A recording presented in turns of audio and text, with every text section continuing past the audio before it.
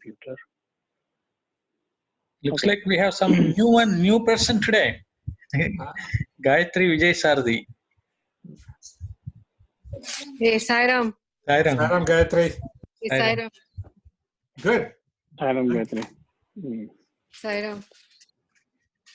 It's just starting, still we didn't start. So. Okay. Okay, we can start with 3 ohms. Okay.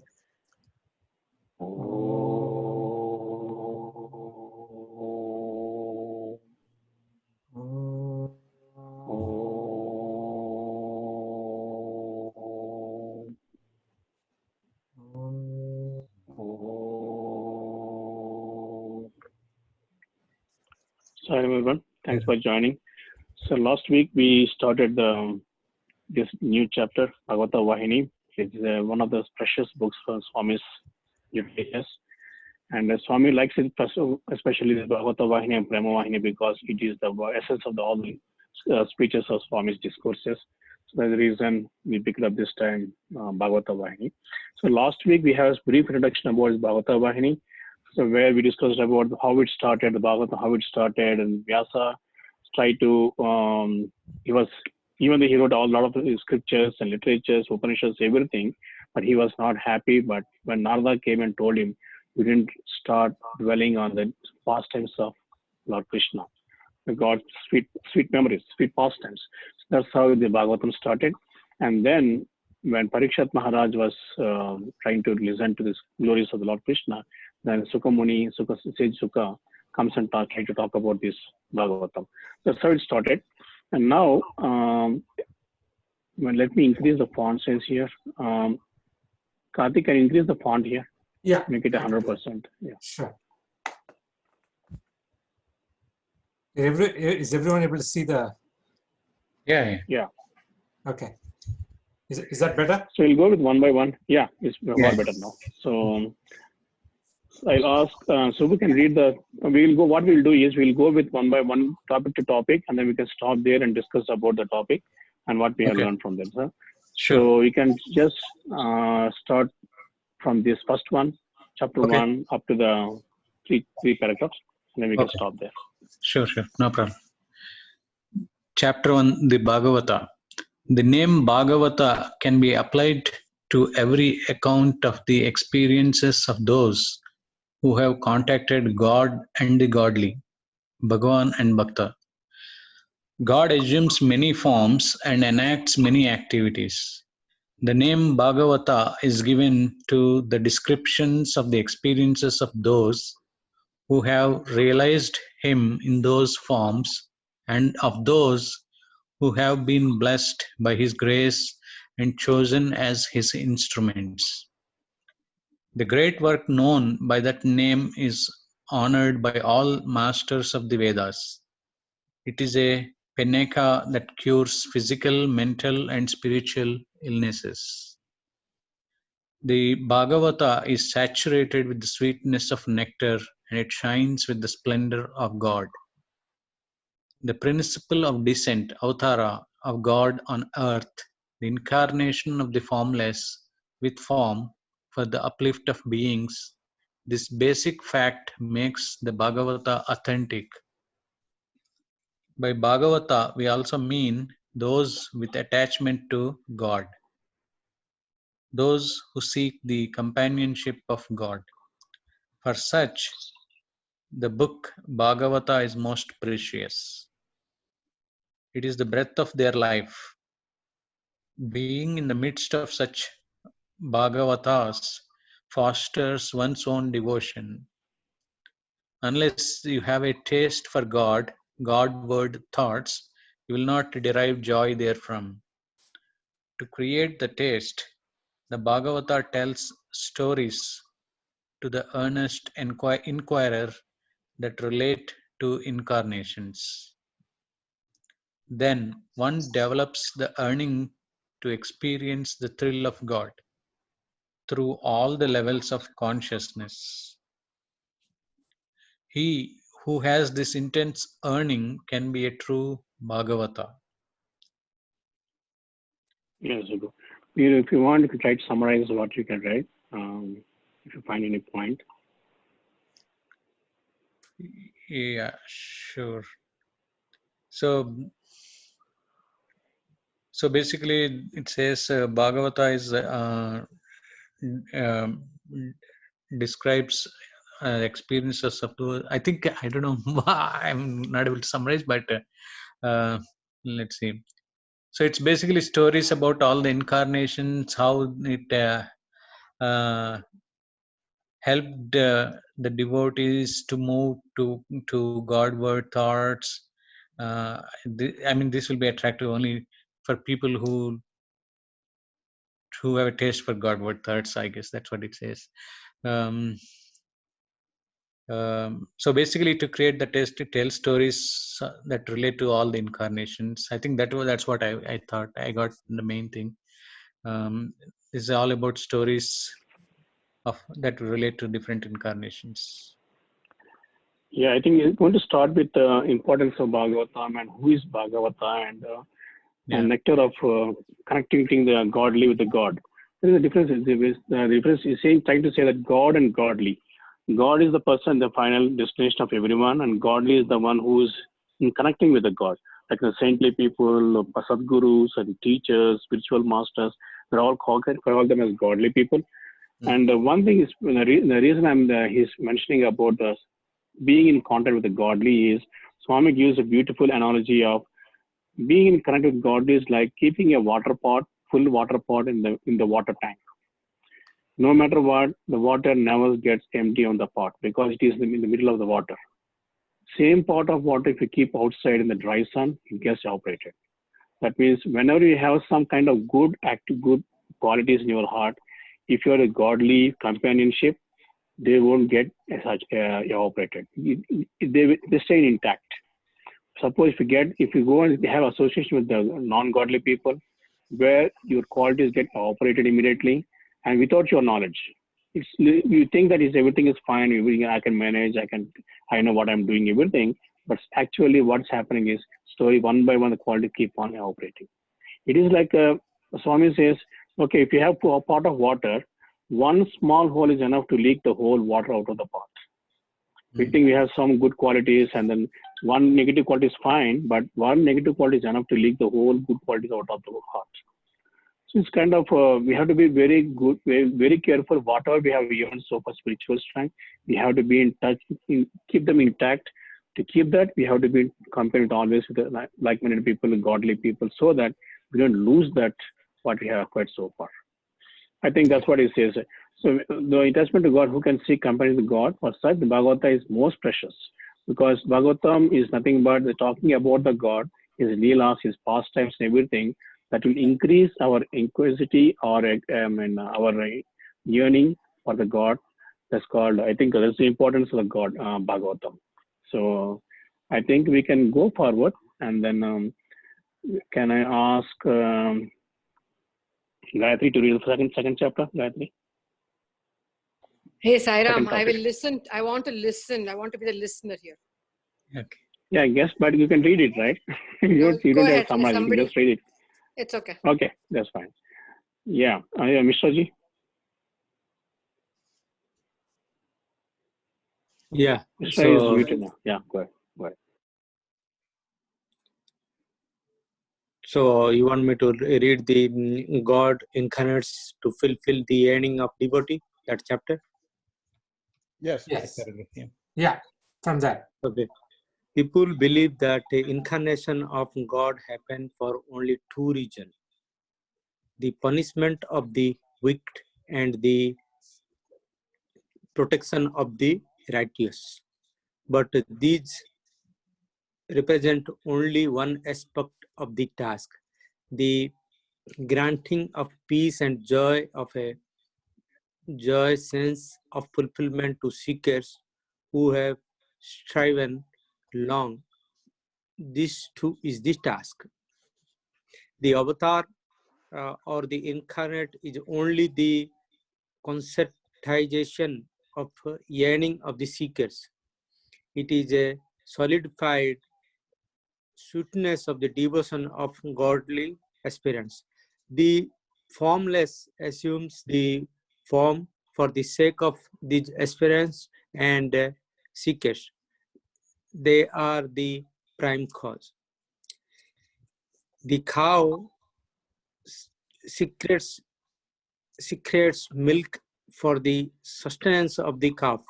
That is the chief beneficiary. But as we see, others also benefit from the milk. So, though the devotee, the bhaktas are the prime cause, and their joy and sustenance, the prime purpose of the incidental benefits also accrue, such as the fostering of dharma, the suppression of evil, and the overwhelming of the weak.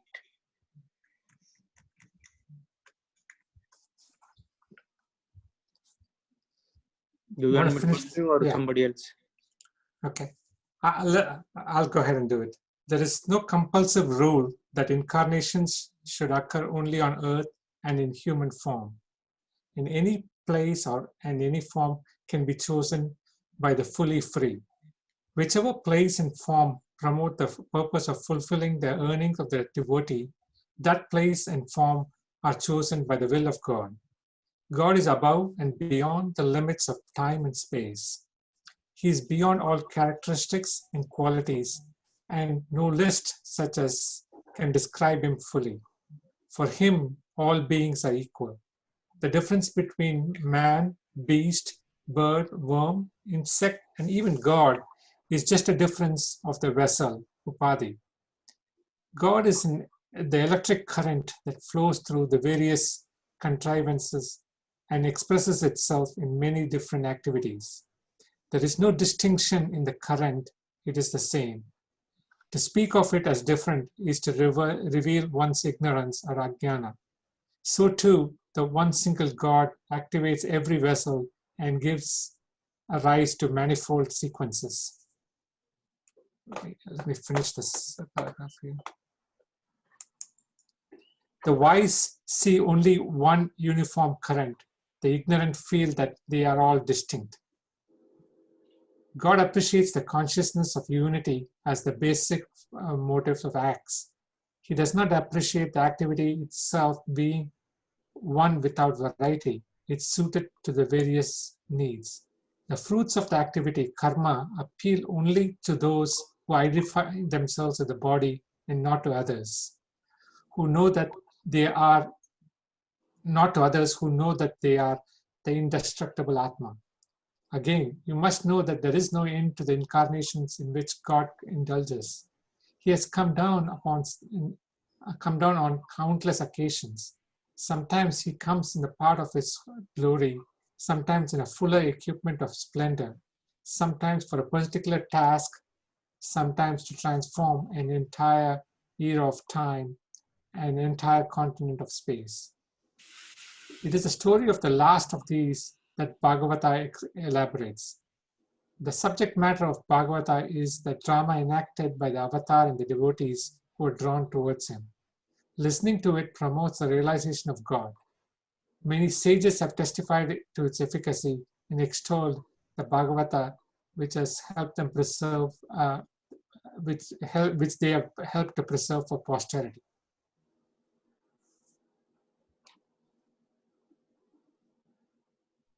Yeah, can you go up a little bit, Karthik? The beginning of the chapter. Okay. Yeah. I think this Swami is talking about God incarnate to fulfill the yearning of devotees. So now if you see this Bhagavatam and Bhagavad Gita, it says Krishna incarnated for the three things: Dusta Sikshana, Shishta Lakshana, Dharma Samstapana, all these things being a big things.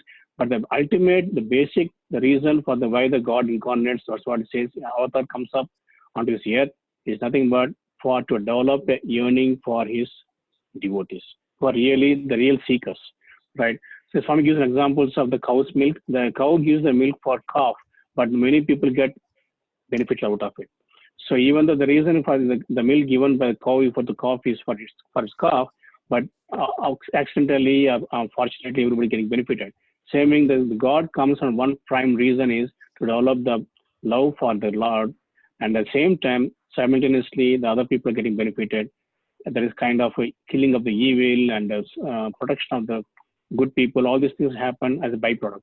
The amazing basic principle for God coming to on this earth is to foster these devotees. It says, like if you see the example of Rama, the incarnation of Rama also to kill the Ravana, ignorance. There's a different kind of perceptions of the Ravana as a stand for the ignorance, but actually the birth of Rama is to kill the Rama and the Ravana on the prayers of many sages for many years. Same thing for Krishna also, right? So for killing of for the Dharma Samstapana, Krishna came. But Swami says all the avatars are full forms, full avatars. They don't come with full 64 aspects. They come with some avatars come with full aspects, some with partly, some with very Amsha avatar. This is Swami Purna Avatara, Amsha Avatar. Purna Avatara means like a Krishna Avatar is Purna Avatara, which is complete 64 aspects. Whereas Rama Avatar is partly, but later Parashurama comes and gives part of his also to him, becomes 64, then it becomes full form of Avatar, right? Whereas Parashurama, for example, Parashurama, Narasimha Avatar, all these Swamis are all Amsha Avatar because he comes on one particular mission, finish it, and then leaves, right? It's called Amsha Avatar. So whatever the reason, the Avatar, the Supreme Consciousness take a form, right? And the formless becomes a form to fulfill the mission based on the time, location, and the requirement, right? And the necessity of the that time and geographical location and time. So that's what.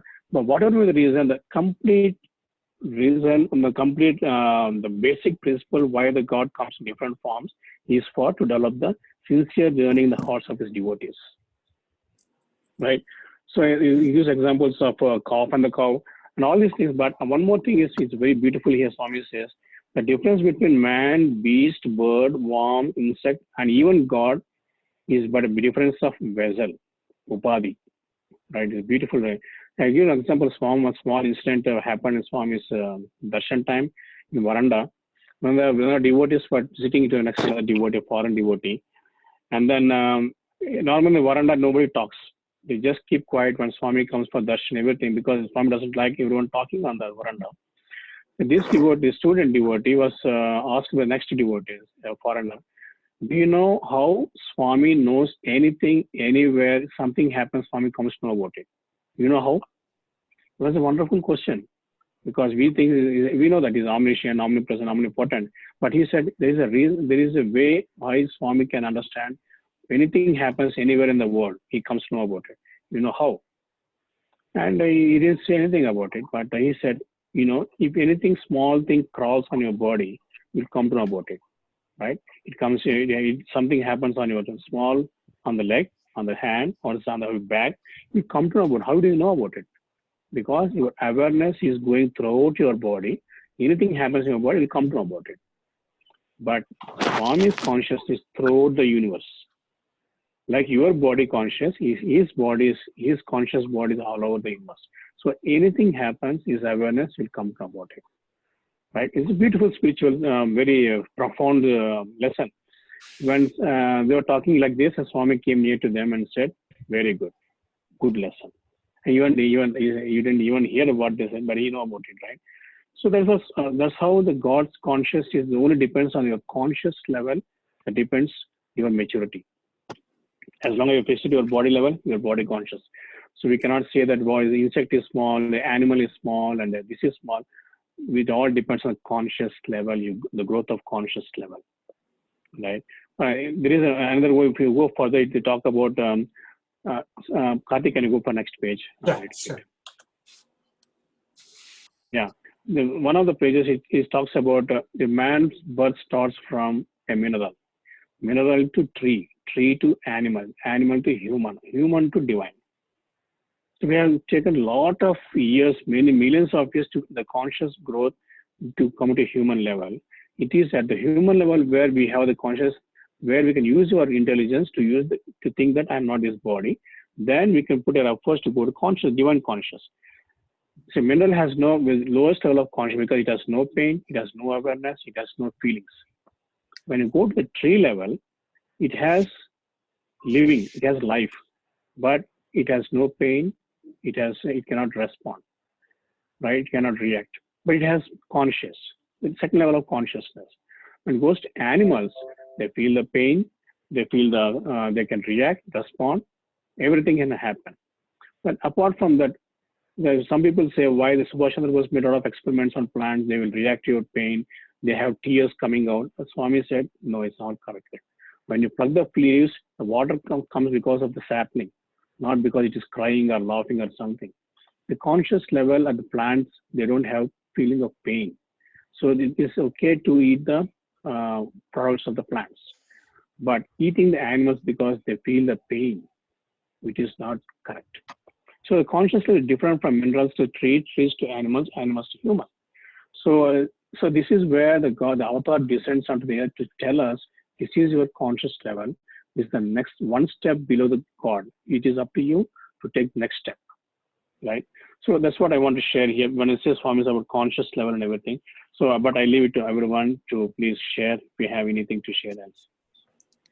Anything Yeah, else? I think this is kind of continuation of what we left last time, right? We finished the whole thing on unity is purity type stuff. And he speaks the same thing. The unity is seeing God in everyone, and so that's the same theme, which irrespective of where it comes, yes, our eyes sees distinctions, our ears hear distinction, all the senses see the distinct difference in people, other creatures, but the life is the same irrespective or the current beneath that. So yeah.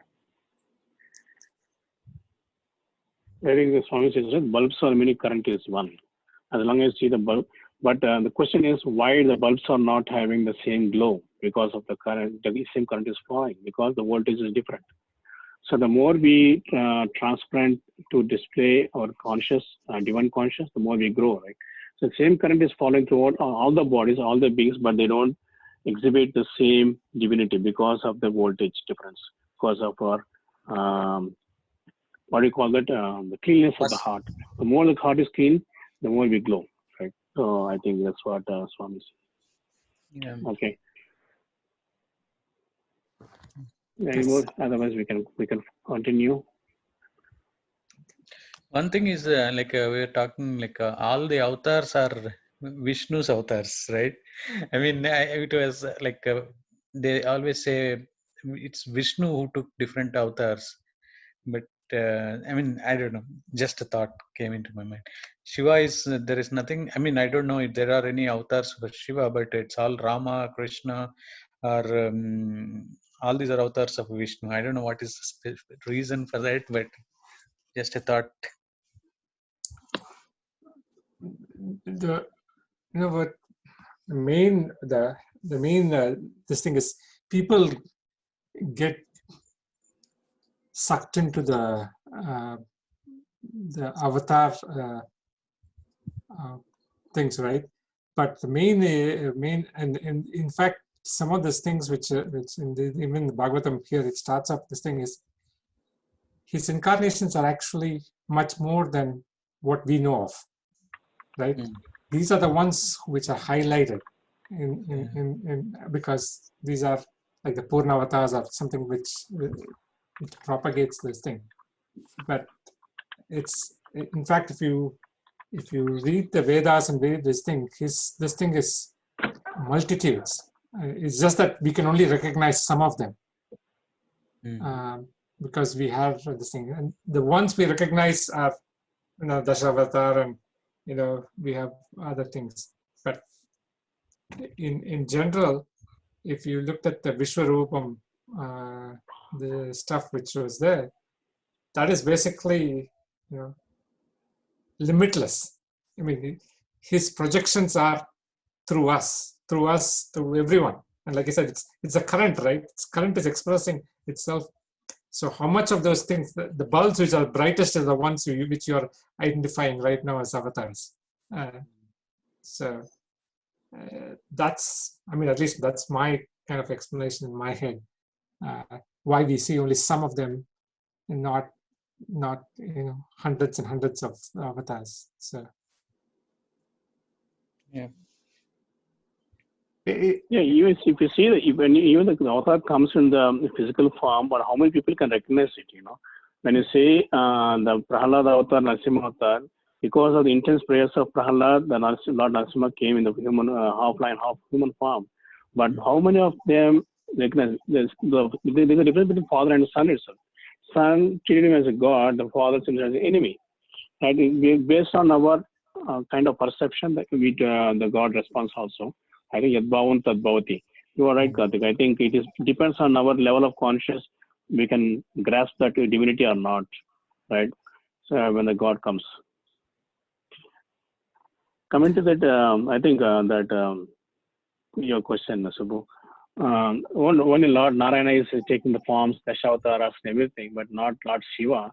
But I accept that. But the only thing is, when you go to the principle of Shiva, Vishnu, and Brahma, actually they are one into three forms, right? Sattvic Guna, Rajasic Guna, and Tamo Guna. But the Swami says you are also, Swami direction changes based on the people who are in the interview. One of the interviews he said there is no Vishnu form, there is no Shiva form, there is Brahma form. You are all three. With all the three are in you, because you are the one who creates the thought is you, Brahma. The one who sustains the thought is you, Vishnu. Because Vishnu stands for Narayan Tattva is sustaining the thought, right? Creation. And Tamasic, like Shiva stands for annihilation of your thought. It is in your hands to annihilate that thought also. So you are Vishnu, Brahma, Maheshwara. You are the trinity of all the three principles, right? But yeah, the Puranic comes with the Dashavatara stories and everything, but they have a different value we can learn from define the stories. That's what I understand, right? Yeah. Okay. Yeah. Yeah, who can read? You can go forward. Srinivas, you want to read? Yeah. Okay. Train yourself toward God and godly disciplines. Generally speaking, people get drawn to sense objects, for they are victims of instincts. Instincts easily seek sense objects. They come along with the body and aren't derived by any training. The infant seeks milk from the mother's breast, and the newborn calf nestles at the udder.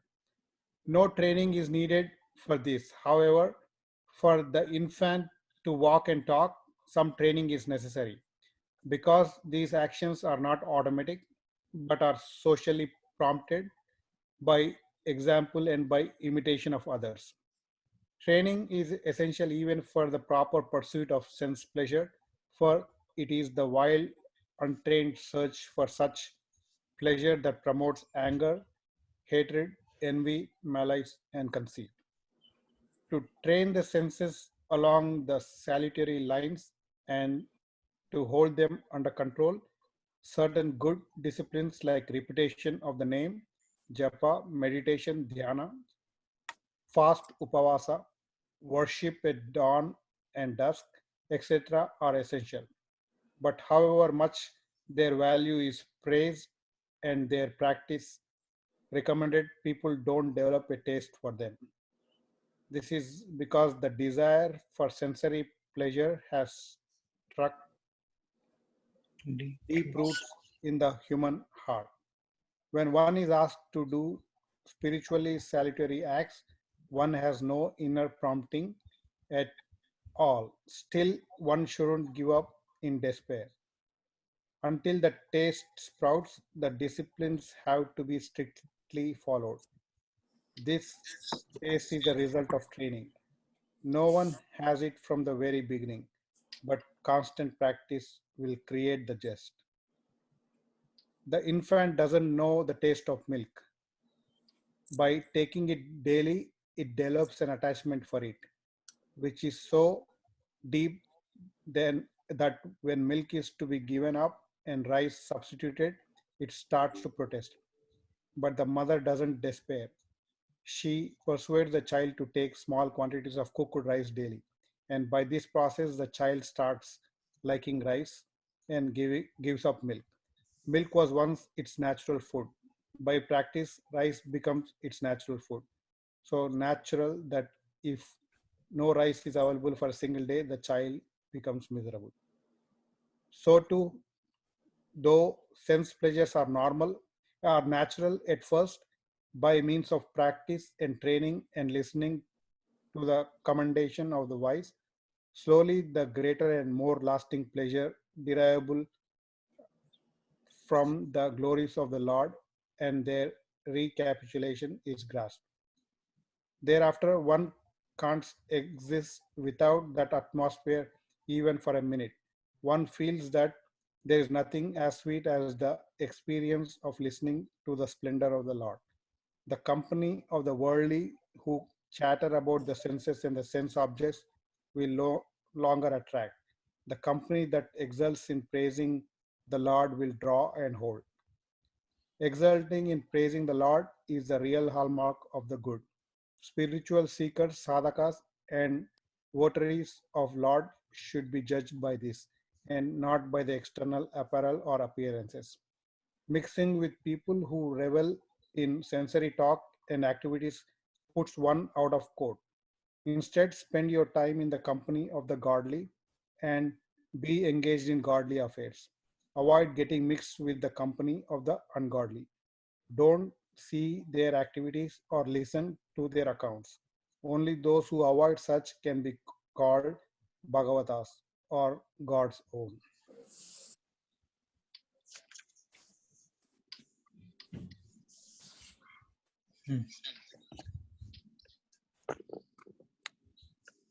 So to start the discussion, I'll ask one question. Swami is talking about senses control, right? So controlling the senses and how the senses are going to impact your character and everything. So train yourself in God and godly disciplines. And discipline is very important. Even Swami goes a little bit one step forward. When there is a rose plant, why do you have thorns for the rose plant, rose flower? What is the need for it? Because the cows will not come and eat it. Okay, cows or any animals will not come and destroy it. So the rose flower is like your spiritual growth. As long as it is comfortable, you're strong enough, no other things are going to impact your spiritual growth. Until that time, there are some discipline is more important, like a small fence around a small sapling. When the same sapling becomes a big tree, the same cows and animals comes and stand under the shelter, under the shade of the tree. But until it grows that big to give the shelter for others, it needs a fence around it. Otherwise, the animals will come and eat it, right? So same thing, with this godly disciplines are more important to a certain extent until that time where the self-discipline is increased, so nothing will impact your growth. Until that time, disciplines are important. A lot of restrictions have put on your spiritual disciplines are more important. But my thing is, being in this world, being with a lot of different kinds of attitudes of people, how to manage with them. So Swami is not to listen to them, not to talk to them, not to be with them. But is it possible practically? In the community or in the offices, wherever you go, is it possible to be away from those kind of people who are not? We cannot expect everyone to be godly people, the same frequency people. We have to come across so many kinds of people. But how do we cope up with kind of a situation day-to-day life, even though our sense, even though we are trying to avoid them, but how to keep rapport with everyone, all kind of people. So that's my kind of discussion question. So let us go with that. Karthik, it's up to you. Yeah, Go for it. For me, I think we discussed this even a few things before.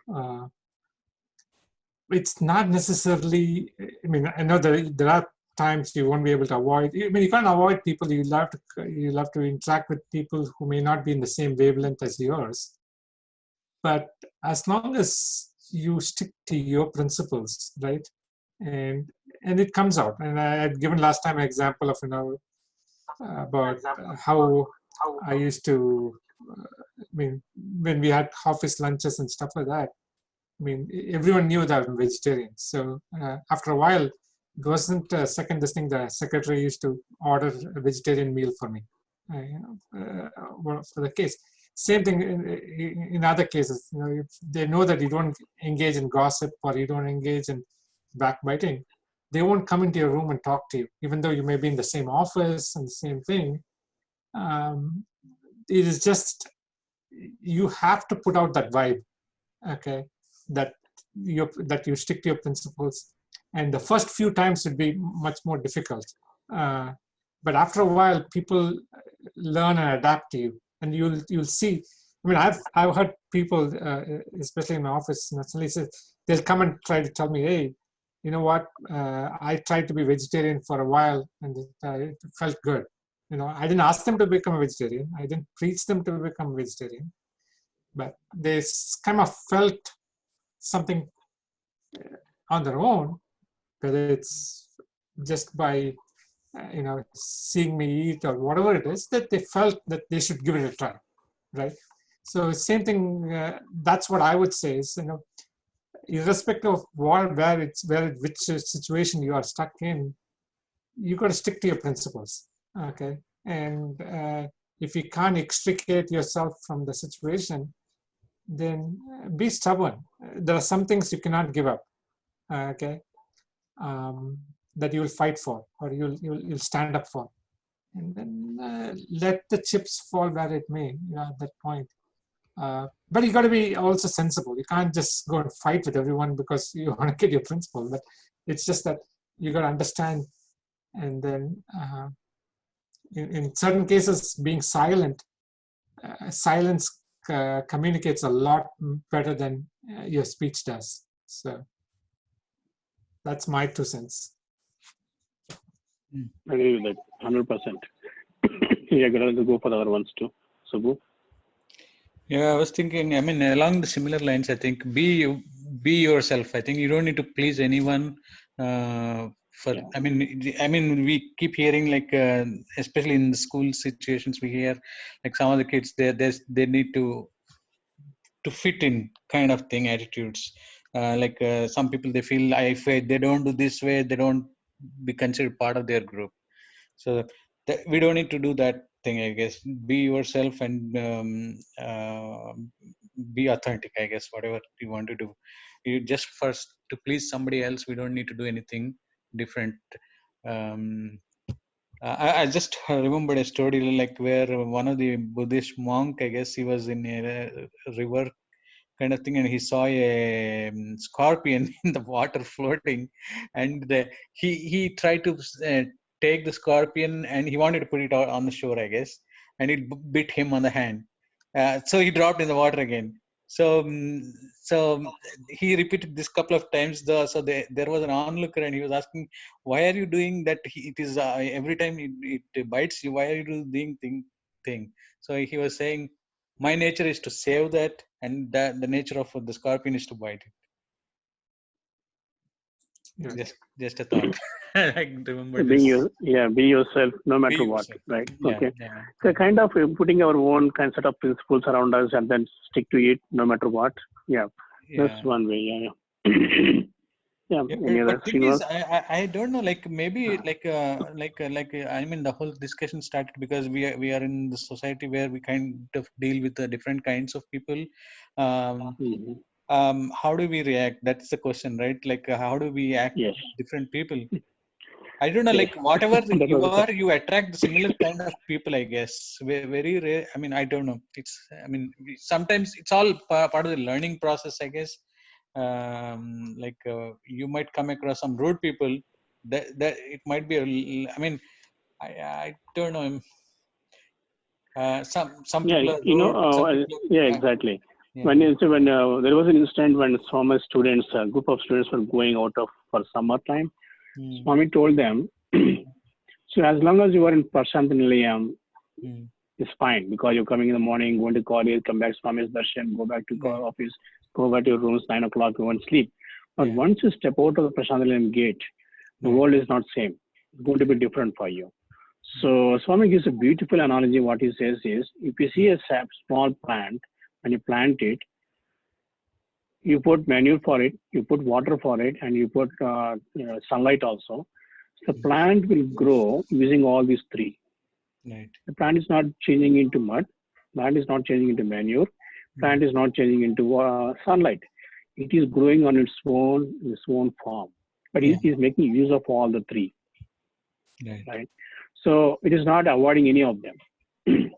So Swami says, when you go out into the community, you have to go across with different natures of the people, different kinds of people.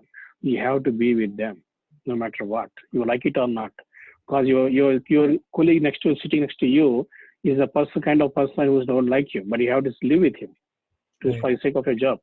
And if your boss is not same like-minded person, you have to live with him, right? Same thing. So you have to live within the community. At the same time, don't get transformed into their personalities. Just take what is needed from them and then use it for your growth. Yeah. That is what we call use a filter. We'll use just what is needed from them. Same time, in Telugu there is called laukyam. Laukyam means how to manage the people in the real community. At the same time, not getting impacted. Common sense. That's a practical way. Not common sense, like being practical. To what extent we can give being practical. To what extent we can mingle with them. How at the same time keeping a respectful distance with them. All these things we can, out of experience, we'll get it. But Swami gives a beautiful analogy of this plant growth where it uses all the three for its own growth, but never becomes one of them. And another analogy Swami gives is a boat travels on the water, but never lets the water come inside the boat. Correct. Yeah. Once the water comes inside the boat goes down, right? But as long as water is But I think it is very difficult a lot of times. I mean, the environment around you will impact you to a certain extent, I guess. But it impacts. One of these, it is about how the experience comes in, right? What are you learn in the Swami's teaching to put into practice? We don't want to hurt anyone. At the same time, we don't want to be too much in intimation with anyone. At the same time, we don't want this relationship, and we don't want to build too many relationships also. All this is a moderation comes up, how to deal with the practical life, the day-to-day life, the community. That's how we can implement our lessons. We can say, no, I don't want to be ungodly people. We cannot isolate ourselves at one place, right? We have to be the part of the community. At the same time, keeping ourselves in the safe side, like Kati said, keep sticking to your principles at the same time, not changing yourself. Like kind of being like a boat on the water. Just stay in the community at the same time, not get impacted because of community. Right? Yeah. That's what I can say. So from a practical point of view, where I have seen it, Subbu, where what has helped me is especially after we have been quarantined with this virus and being at home, my spiritual discipline practices, like either doing japa, namasmarna, or doing meditation, or trying to do the stuff. Those practices has actually, for me, has increased a lot more. Because reason is if I don't do it, it's kind of you're in that mode where you can kind of, because you don't have interaction with several people. You're talking about interaction with people. I'm talking about non-interaction with people. Right, the opposite is this thing.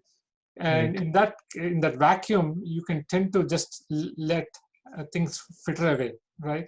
So what I have done, at least personally, my practices have increased, and it's helpful in that sense.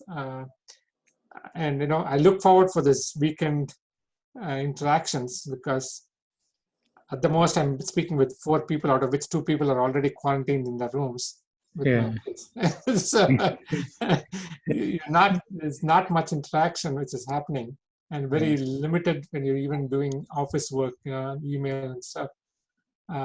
So doing the things like japa or dhyana or other stuff, even though there is no direct one-to-one correspondence, it's something which is providing me some kind of guidance.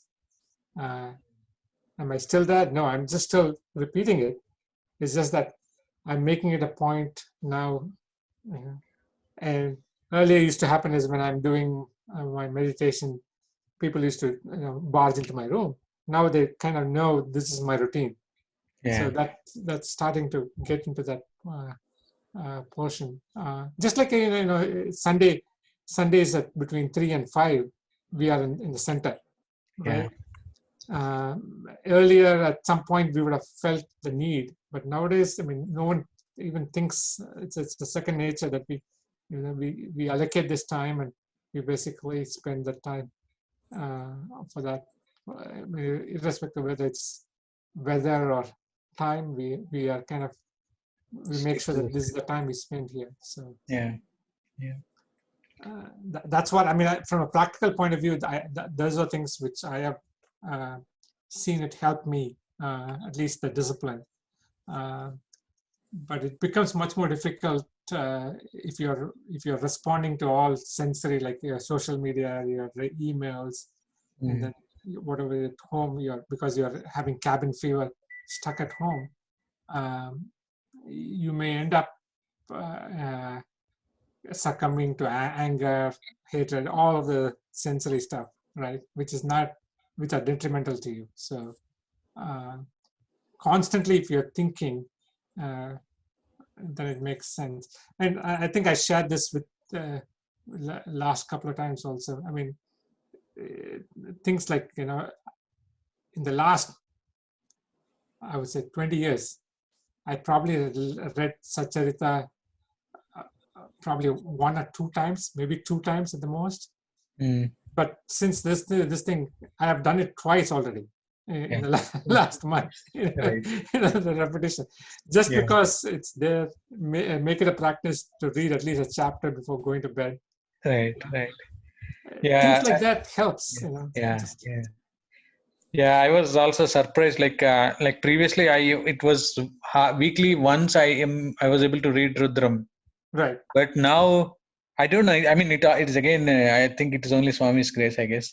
But since I mean, there was this activity on March 4th. They started in the California Sai Center. They sent a notice to all over the country to read the Rudram every day, at least once. Now it's been going on for that time onwards. So far, luckily, with Swami's grace, I've been able to read every day. I mean, of course, like I have 2 hours time. I don't need to drive 1 hour back and forth for work. 2 hours. I'm saving that. So maybe that's why I'm able to read, I guess. But you could have spent that time sleeping, right? Correct. Yes, exactly. But I keep thinking maybe it's only the Swami's grace. Maybe he wanted us to read every day this. I keep thinking about that. I mean, previously it was so difficult for me to read weekly. Sometimes I used to skip, but now, forget about this. Take the study circle itself, right? Until we have gone online, we hardly had 2 or 3 people. I mean, and Srinivas had to come from Dayton. It was difficult, and then Shama had, somebody has to drop for some class, and we had this thing. But this has been a blessing in disguise that we are able to do a good study circle online, and there's sufficient this thing. And Gayatri, as she's cooking, she's able to listen to this. I'm just kidding, Gayatri. No, that's fine. I really like the discussion. It's very good. Karthik, do you remember, like previously we were at one time we were thinking Columbus Sai Center holds online study circle. We were thinking that maybe we should try sometime, and obviously now we've been trying for 2 months. Right. See, my 3 o'clock was my SSC, and SSC we are done, right? Correct. Right. So SSC got done last week, so I thought, okay, I'm going to join today. It's great. So Gayatri, what we may do in the fall when SSC comes back, because this is going to be online, we may shift the study circle so the teachers also can join. That's a good this thing. I didn't realize. I mean, you guys have a input. That's something which we will try to move that also. Just because we are online, we can move it. 1 hour this way, that way. Even keep don't worry about it. Don't worry about that. Whatever is convenient for you, you do that. Yeah. No, it makes sense. I take it. Srinivas or Mishra ji? I think we are running out of time. We go for next one. Finish it. This one. Oh, it's almost 4 2 more minutes. Yeah. We got 10 more minutes. 4:10 we can wrap up.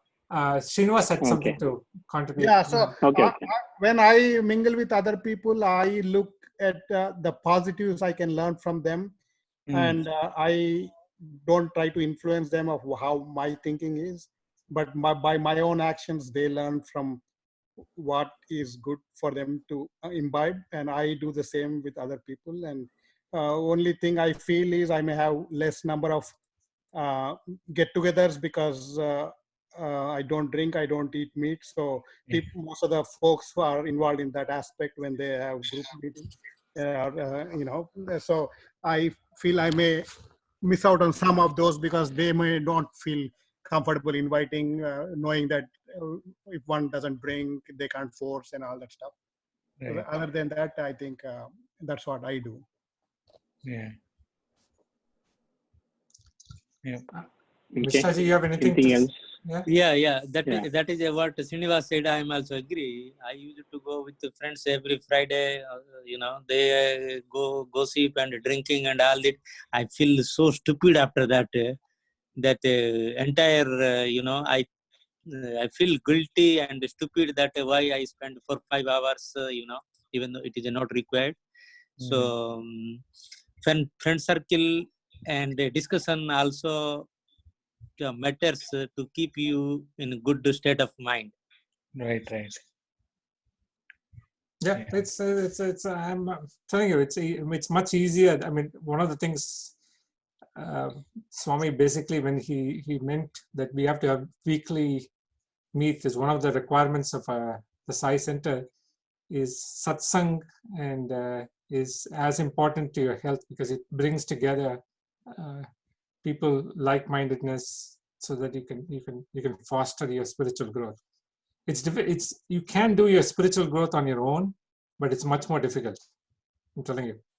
Yeah. So when you see and hear other people and you sing bhajans together, have study circles, do service together, the multiplication effect, multiplier effect is a lot amazing. And that's one of the reasons we are also doing this daily chanting. Right. That when you get on the daily chanting, it's only 10 minutes. I mean, you could do the 10 minutes anytime. Why at 8:30, right? Yeah. But that is essentially, if everyone can come to that time and join at the chanting, it becomes a routine, and it helps you think and do the same thing at the same time. So Yeah. I think somebody compared the collective prayers are like the birds flying together. Like they need to be in a form, but it helps everybody, all the birds to fly. right. So And navigation. And they navigation. don't have to think, right? It go with the group. With the group, correct. Right. Yeah. Collective prayers. Yeah. Yeah, I can tell you for this thing. I mean, the bhajans are a lot better when I sing with someone. Yeah. Sure. Sure. Yeah.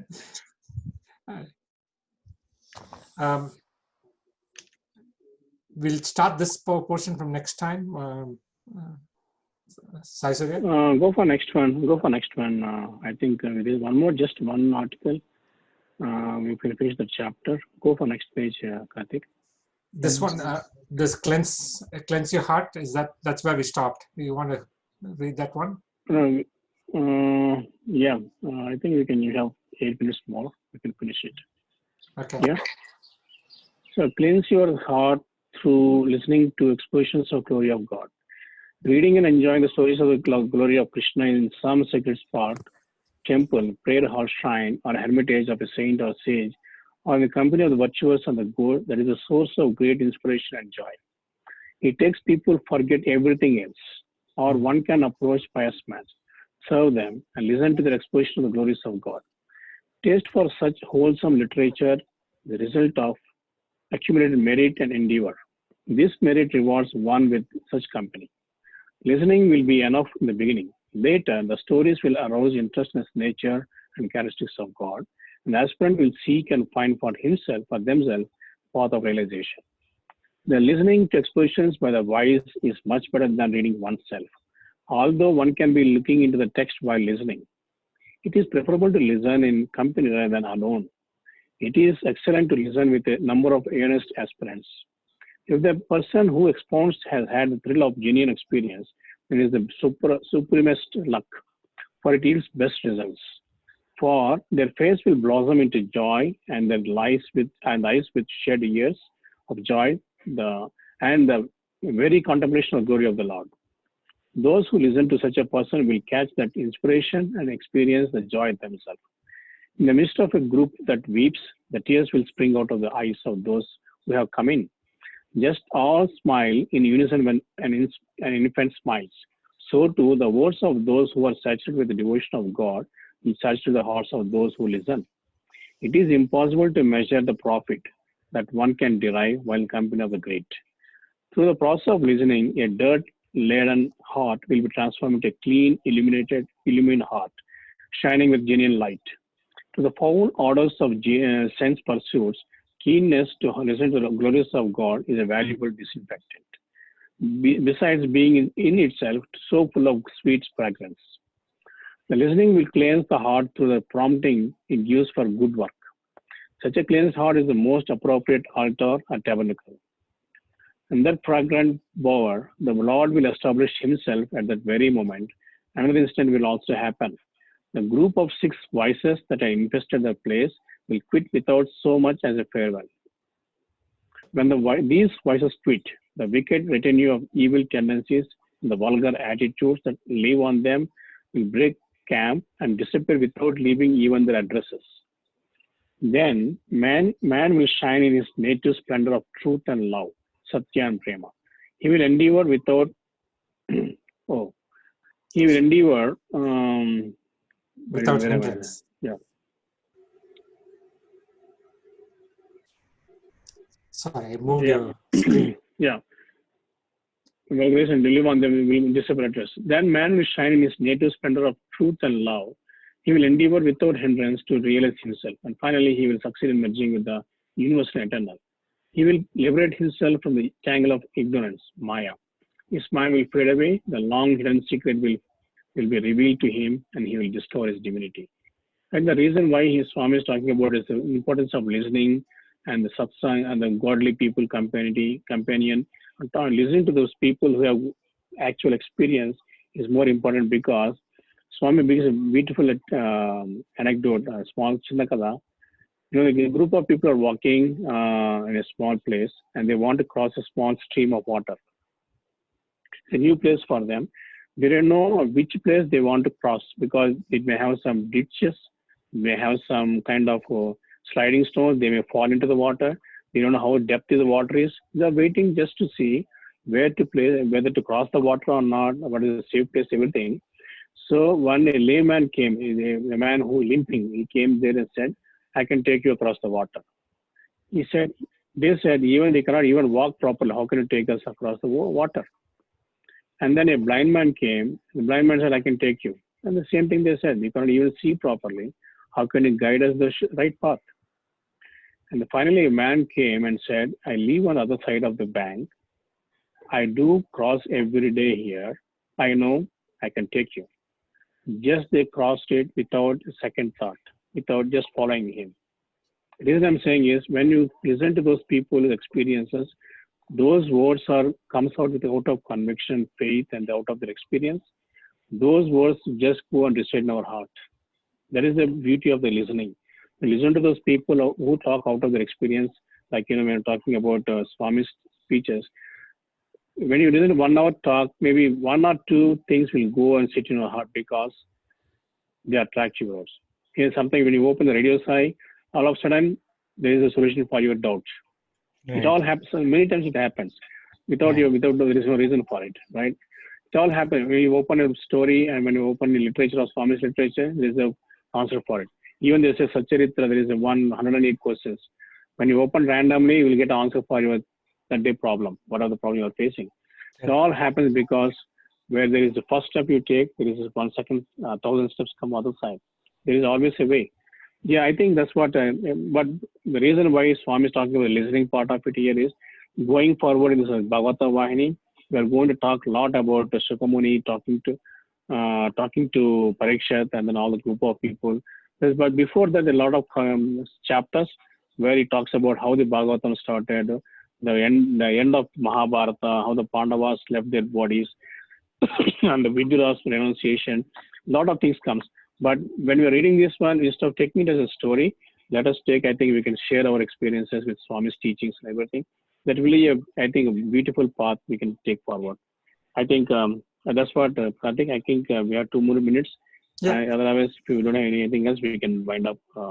Otherwise, anyone Yeah. want to share it?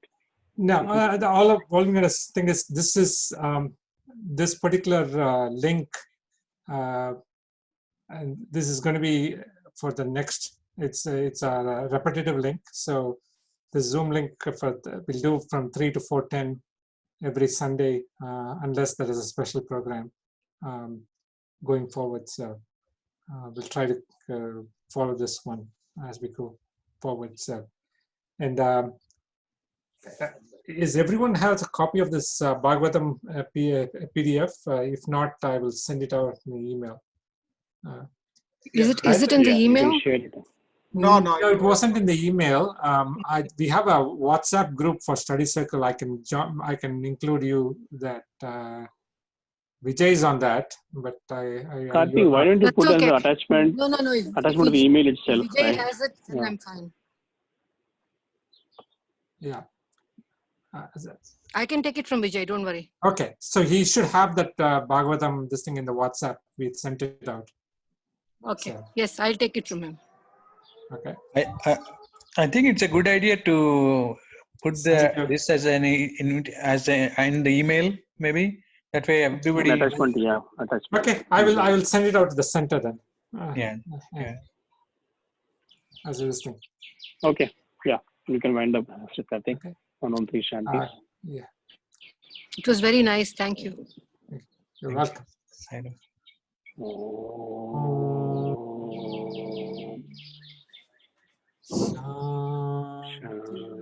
Shanti, Shanti. So next time, Gayatri, you need to talk more.